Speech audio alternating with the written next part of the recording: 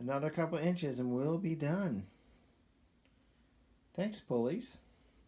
Yes, you.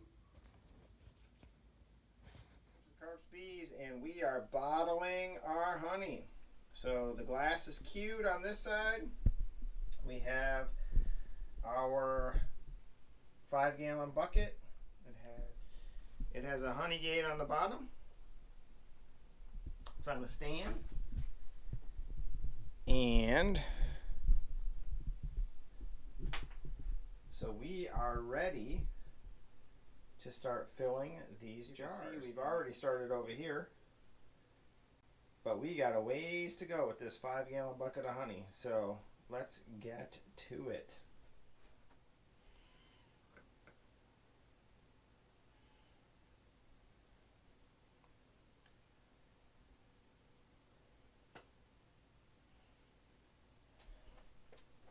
So basically I just fill up the jar pretty high here. Give it a little more.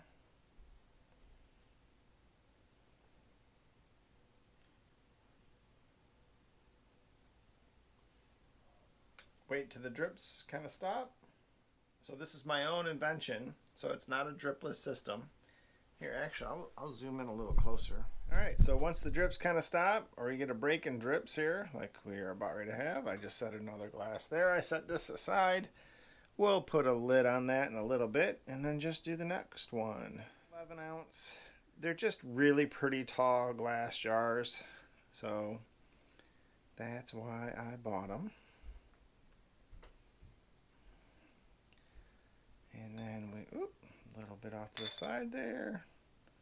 It's not a perfect system. You're still going to get some drips, but way better than what I used to do, which was just holding a bucket in the air and dumping it in. So these are 12 ounce. Really pretty. You can see that. Comb imprinted jars.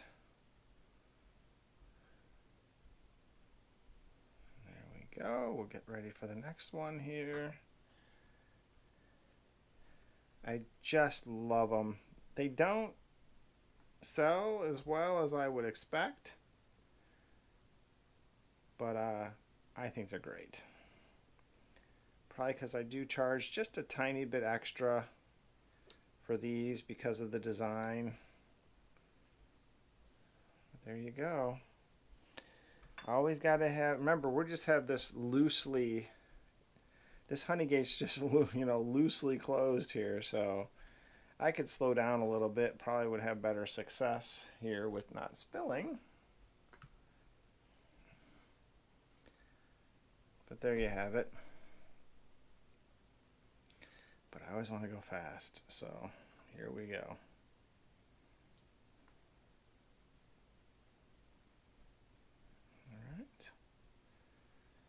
Make sure you get it all the way to the top. It'll settle down a little bit there. So yeah, Honeygate on the bottom of a 5-gallon bucket. I really haven't seen any videos of anyone doing that. So if you have, I'd love to see the video. Is this something I actually invented? Or has somebody else tried it? So it does require a little extra work. If you're going to extract into this bucket through some type of sieve, you'll need to put it on a special stand so it doesn't obviously put too much stress and lean on this honey gate.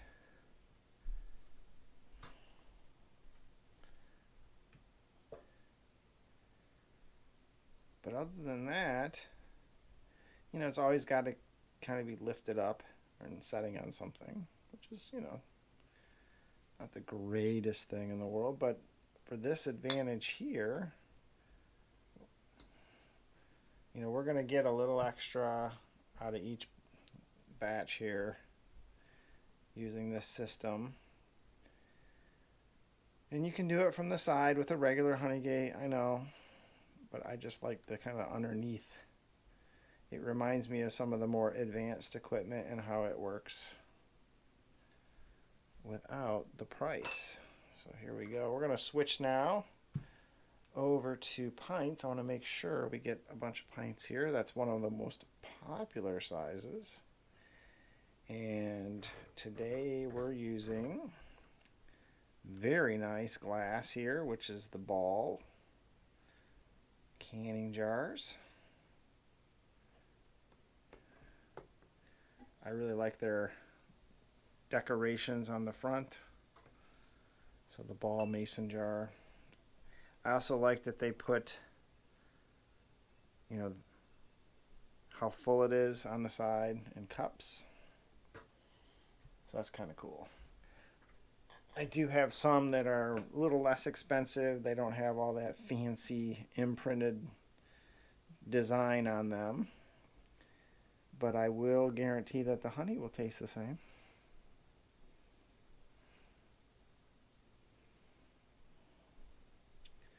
Yeah, so this just, again, this is like way easier on my back. There we go. And I'm spilling quite a bit less, I think. Plus I can really control the flow here with just the honey gate.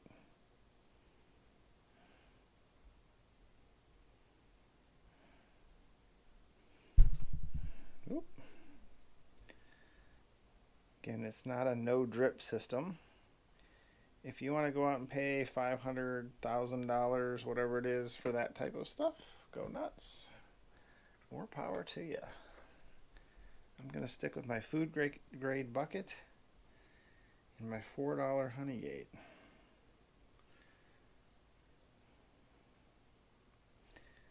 That is until I have maybe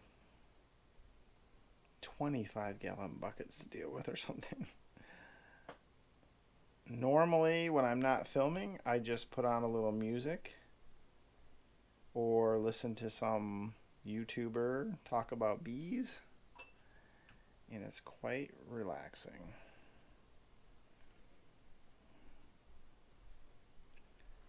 Oop, one more drip there. There we go.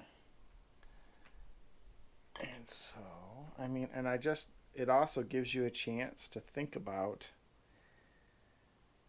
the amount of effort and work that has gone in to this beautiful honey. The number, first of all, the equipment, then the bees, then the care and tending of the bees, and the bees just being bees. The worry that maybe they won't be healthy or they'll have issues or maybe they don't have a queen, all that good stuff, right? The hope that the flowers bloom like they're supposed to. Every single jar of honey has all that in it.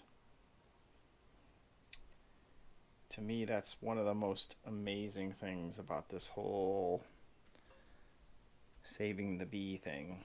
Saving the bees thing.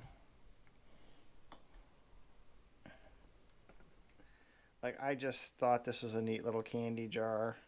So let's fill that with honey. And I just like to have a few of these on the display. And if people are interested, they can grab them. I'll give them a honey dipper with this. And there we go. So they can get to that honey. But it's just nice to have some interesting designs. I like this one because it's not a comb pattern, but it kind of reminded me of building blocks, kind of like you see in a hive.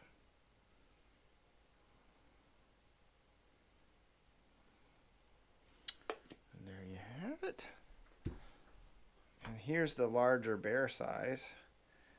So I've purchased a whole bunch of these a long time ago and just have not gotten around to filling them.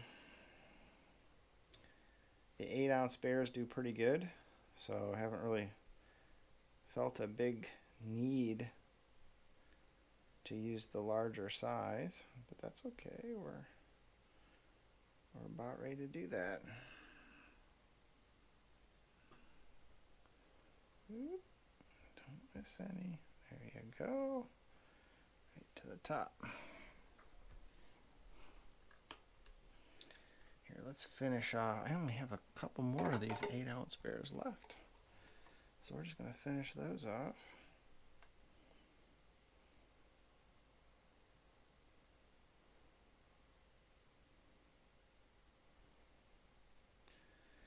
I think for a lot of people, they don't use a lot of honey.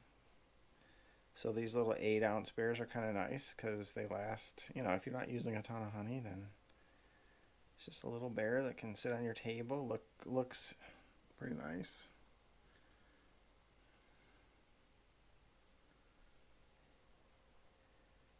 And you can eat it as you need it.